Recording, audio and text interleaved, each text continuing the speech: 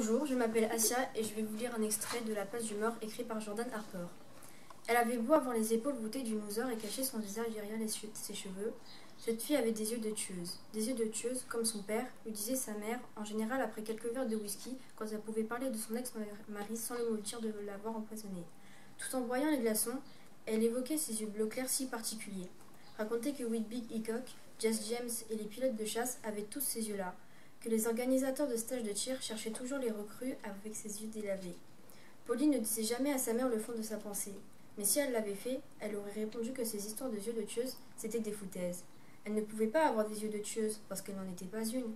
Pauline ne faisait de mal à personne, sauf à la peau autour de ses ongles et à la chair de ses lèvres, qu'elle rangeait jusqu'au sang. Alors, les yeux de tueuse, Pauline s'en foutait pas mal. En tout cas, jusqu'au jour où elle sortit par la porte principale du collège de Fontana et resta plantée là à regarder son père dans les yeux. Des yeux de tueur pour le coup. Ils étaient d'un bleu passé, exactement comme les siens, mais avec quelque chose sous la surface qui fit battre la chamade au cœur de Pauline.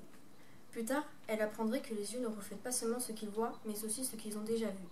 Elle n'avait pas croisé son père depuis à peu près la moitié de ses 11 ans d'existence, mais elle le reconnut tout de suite. En le voyant là, devant elle, elle comprit autre chose. Il avait dû s'évader. Son père était un voyou, un voleur, et il était censé être en prison.